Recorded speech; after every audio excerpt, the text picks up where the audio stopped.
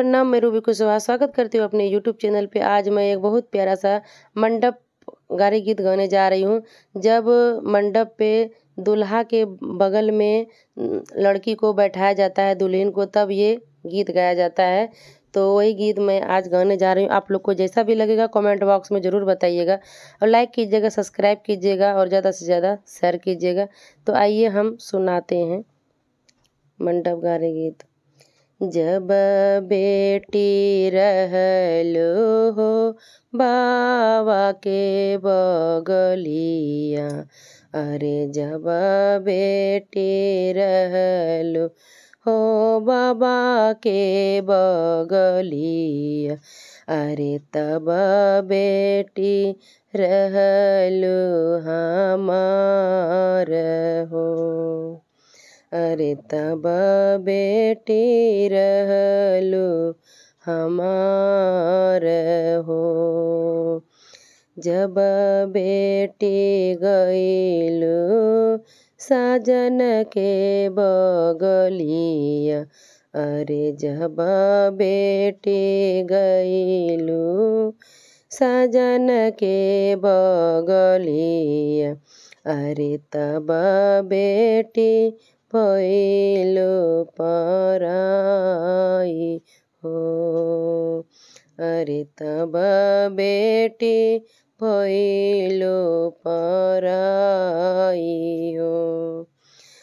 जब बेटी रहलो हो चाचा के बगलिया, अरे जब बेटी रहलो हो चाचा के बगलिया, अरे तब बेटी रहलो हमार हो, अरे तब बेटी रहलो हमार हो।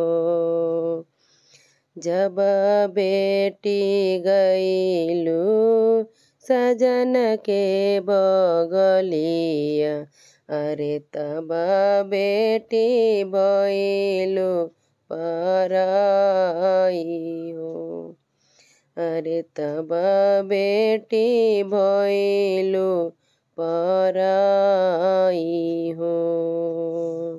जब बेटी रहलो भैया के बगलिया, अरे जब बेटी रहलो भैया के बगलिया, अरे तब बेटी रहलो हमार हो, अरे तब बेटी रहलो हमार हो। जब बेटी गइलो साजन के बगलिया, अरे तब बेटी भइलो